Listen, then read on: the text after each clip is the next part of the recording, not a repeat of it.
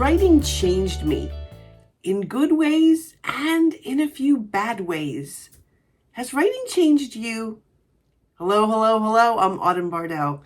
Welcome back to my channel. And if you're new, thank you so much for watching. This channel is all about author tips, writing, tricks, and hopefully even a little bit of inspiration. If you're new, I would love if you would click on that subscribe button. It feeds the YouTube algorithms and helps new writers like yourself, authors like yourself, find my channel more easily. Frankly, I'm not very good at SEOs and keywords and all that stuff. So by liking, by sharing, by subscribing, it helps my channel get out there so new authors can find me. What I just did right there, that's one of the changes we're going to talk about as well. Okay, writing, does it change you? Your core person.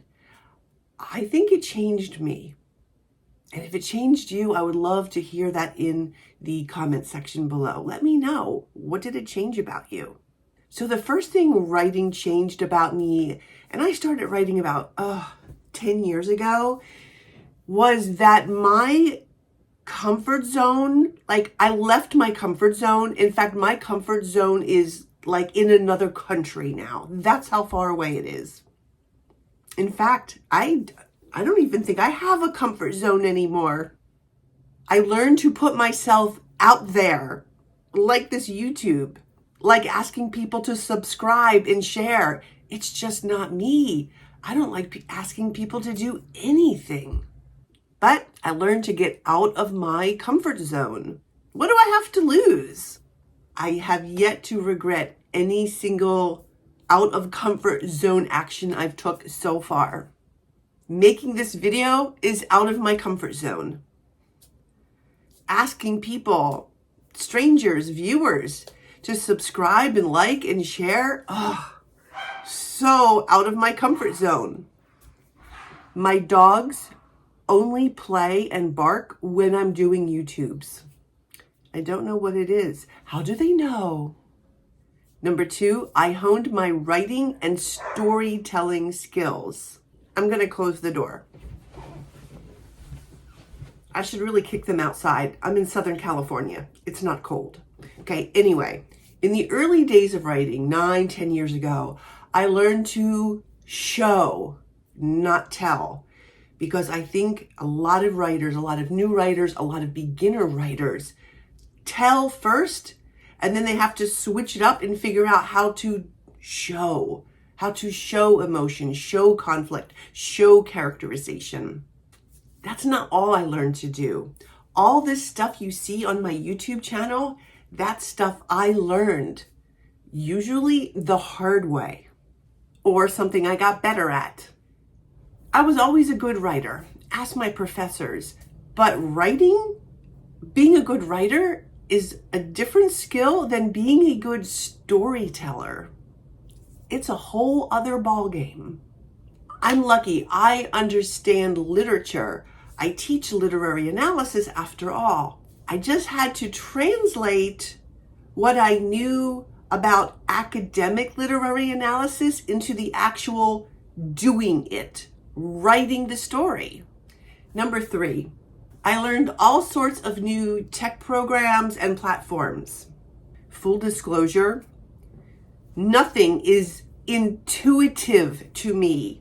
I hate that word. I really do. It makes me feel like it's intuitive. Why aren't you intuitive with this phone or this platform? I'm like, I don't know. It makes you feel stupid. Figuring out a new platform for me isn't fun. It's rather annoying, and I would much rather be writing. But when I do figure something out, it is very gratifying, and I get to brag to my adult children. That's right. Your mom knows how to do this on YouTube. Do you? Bonus points if you can brag to your tech-savvy children. I still have a lot of tech and tech-related stuff I need to learn to do. because it's not intuitive and because I don't have all of the time I need to really learn it. Like my new camera that I bought, and I don't know what I did. I'm not going to have to bring it to someone who actually knows what settings it needs to be on for videoing, because man, I can't figure out all these buttons. I can't. 4, I became a better listener. You never know when someone has a nugget, a phrase, a turn of words, a situation that I can use for a story, or even to help me create a better character. I also listen to what people don't say, what they don't do, because that is just as revealing as what they do say and do. And I also, of course, use that to build better characters. What a character doesn't say or doesn't reveal, important. Number 5, I'm a little bit better at not taking rejection so personally. Sometimes I even laugh. In Facebook trolls, you know, the ones who slam you by giving you helpful information. Yeah, that used to really upset me and annoy me and frustrate me and all those words. And then I thought, that just can't. I have to let it go. I have to let it roll off my back. The upside of not taking rejection so personally is that in real life, in my own profession, my teaching profession, anybody can say anything to me and I'm like, yeah, that's right. I am demanding. What about it? And I do it with good humor and I laugh because, hey, I am who I am. Number 6 is I learned the art of perseverance. I've got nothing to lose and everything to gain. Writing is my zen. It's my happy place. Why would I ever give up an activity that gives me so much gratification? So I keep on keeping on. It's become a routine. It's a built-in routine now. My writing, even this YouTube channel. I keep on keeping on. Do I want to make another video? I no longer ask myself that. I just take that assigned day, put it together, and start making it. In the early days of writing, way back 8 years ago, I thought, do I want to write another book? I stopped asking myself that question too. Yes, I do. I have actually lots of books I want to write. Number 8 probably went with I don't know what other number I did before. I pay attention to a person. I said I became a better listener, but I also pay attention to people more because honestly, I wasn't very good at that. I pay attention to their tone of voice, their quirks, their mannerisms. It's all character research. So yes, I am paying attention. And I'm not going to call it watching because that just sounds creepy. 8 is I embrace my weirdness. Yes, I sit around all day and write. I prefer reading and writing to partying. I love research, and there's a lot of crazy stuff going on in my head. The embracing myself was difficult for me because of a bunch of things, but I don't really want to get into.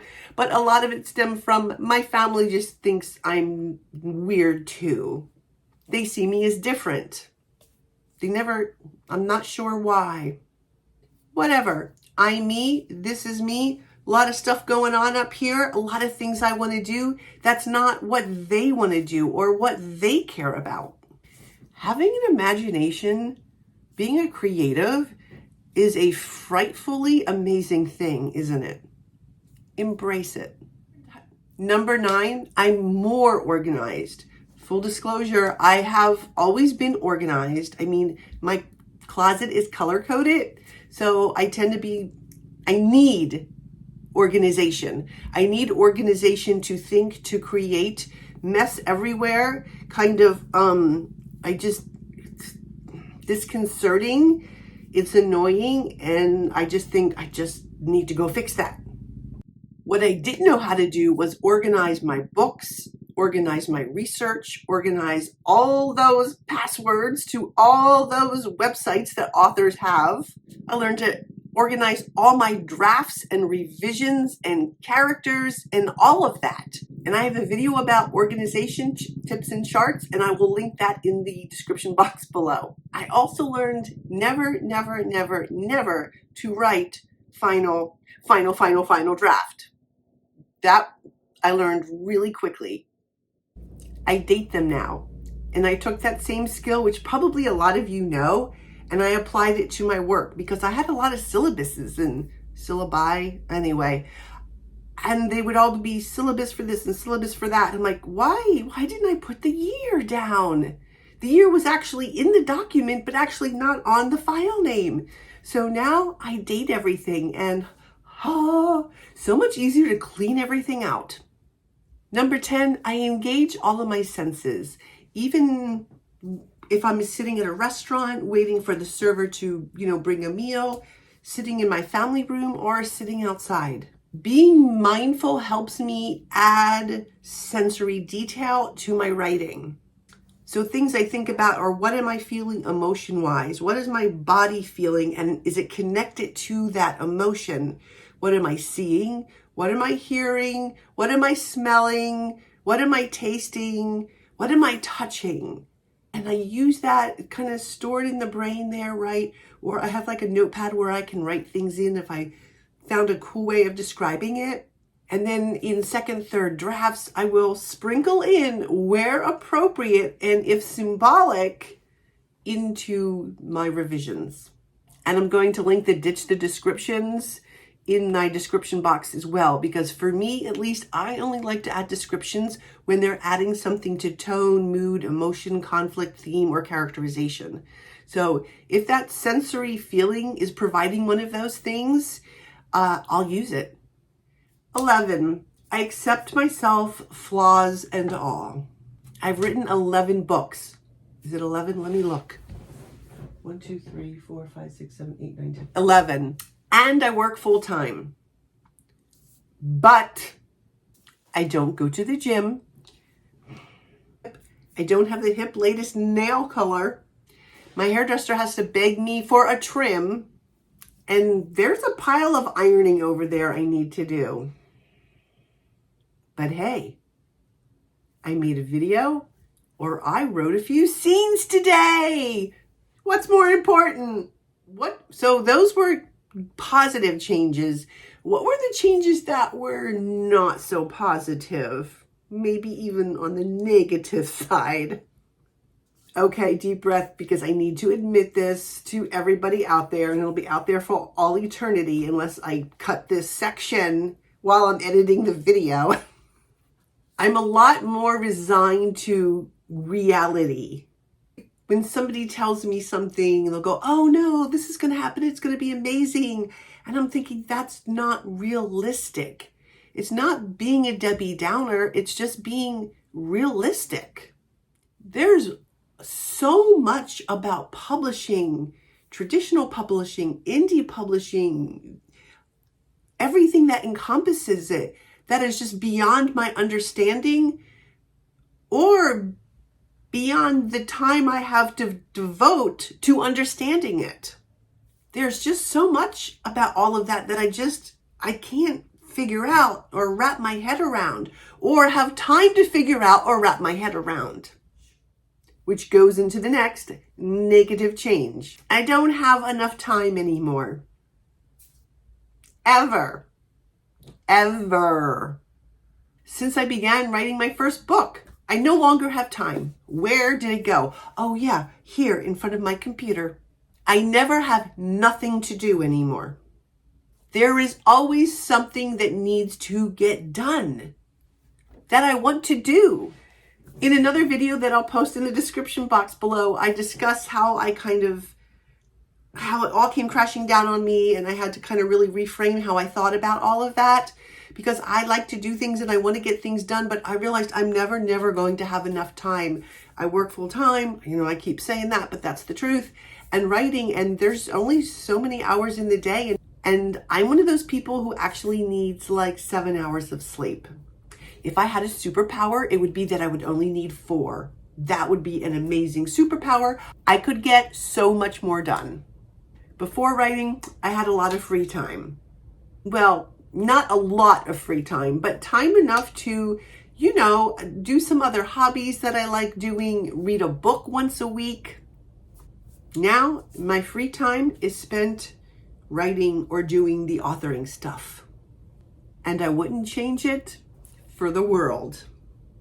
How has writing and authoring changed you? I hope you enjoyed my 100% honesty video here. It was a tough one to do because, you're opening yourself up to people, and it's, you know how that is, right? You take chances, but once again, that is getting out of my comfort zone, which I think I've learned to do pretty well. What changes have you experienced? What are some of the good ones? What are some of the bad ones? Please let me know and drop me a comment. As always, writers, dream, create, and embrace. Thanks for watching. Bye-bye.